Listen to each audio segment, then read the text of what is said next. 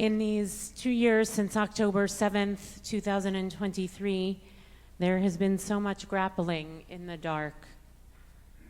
The horror, the trauma, the war, the hostages, death, and death, and death, and death. And so many questions about how we will be or have been changed by it all, Israel and the Jewish people at large. Rachel Goldberg Poland and John Poland, in the most devastating of circumstances, with their first child, their son Hirsch, kidnapped and then nearly a year later executed, have risen above the mercilessness of it all to display some nobility. Rachel just wrote a piece in Makor Rishon, which is a religious Zionist paper. It's called Hir'u li et Sha'ar Harachamim, Show Me the Gate of Compassion. I don't know how to contain it all, she wrote, so I'm looking for compassionate people who I believe will understand this impossible mixture that we are forced to put in our cracked bowls. In the Jewish tradition, we have precedent for being able to contain two contradictory experiences at the same time. At the peak of joy under the altar, under the chuppah, we remember to break a glass. And this is just a small parable. May those who suffer from amongst us be comforted by the love of the happy. And may the joys of our people shower compassion, mercy, and grace on those who didn't get the ending we all prayed for. May we hear the congregation and know how to live simultaneously a time to cry and a time to weep in grace, blessing, and holiness. And she concludes the piece, God, I beg you, help us to do this. Cover us with grace, mercy, and compassion, praying to end all the suffering, just love. She so powerfully articulates the complexity of this moment, and in many ways how sensitive and in some ways dangerous it is for us to reduce this time to only one thing. She rightly also begs of us, all of us, to understand how quickly we might turn against one another, to lack compassion for the other, to only be in touch with our own lived experience of suffering or pain or joy, and also, of course, all the unfinished business. And indeed, we are in a very delicate moment, in the beginning of a new stage, in the beginning of a new book, literally and figuratively, in trying to find the way forward with so many emotions and thoughts. A story was told when Rabbi Lebiel Eger returned from Kotsk. His father, Rabbi Shlomo, asked him, "What did you learn in Kotsk?" He answered, "I learned 3 things. 1, that a human is a human and an angel is an angel. The second, if a person wishes to, he or she can become greater than an angel. And 3, in the beginning, God created. Bereshit bara Elohim. God only created the beginning and left the rest to humankind."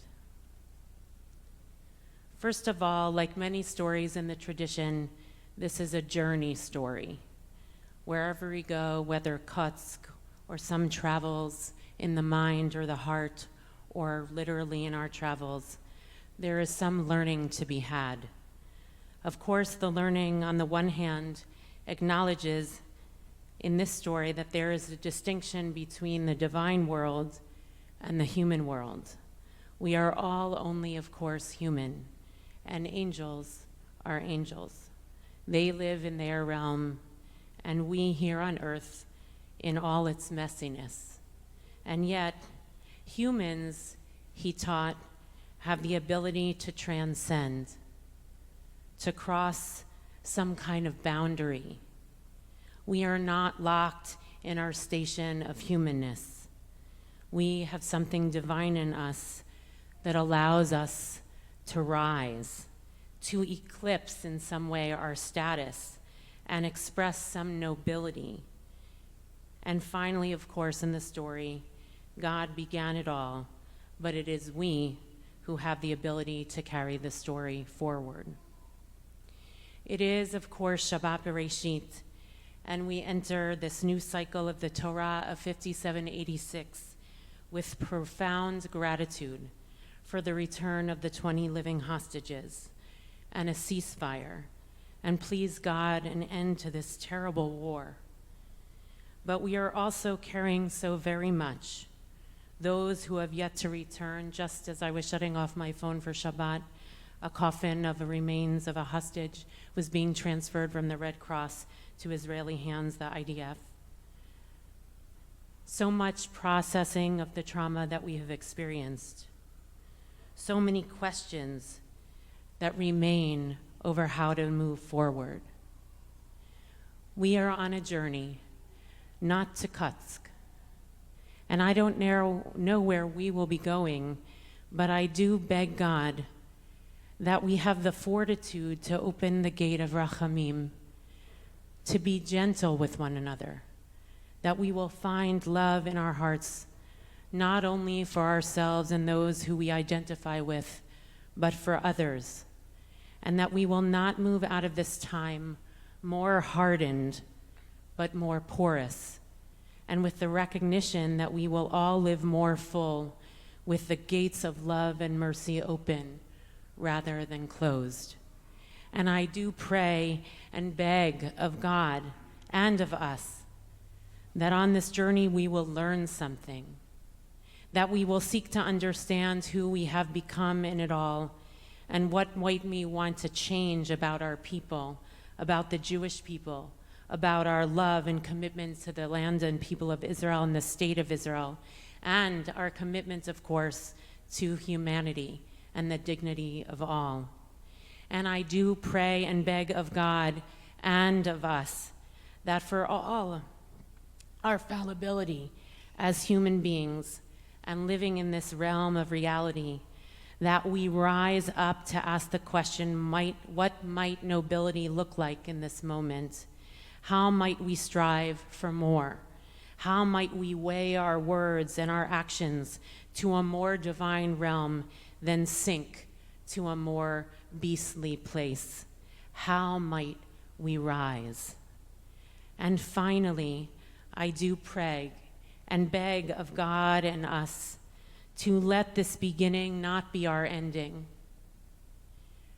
to have faith and the resolve and the grit and the audacity and the courage to want a better ending, one that dreams of a humanity of love and dignity and justice and peace. Bereshit bara Elohim, in the beginning God created. It is our turn now.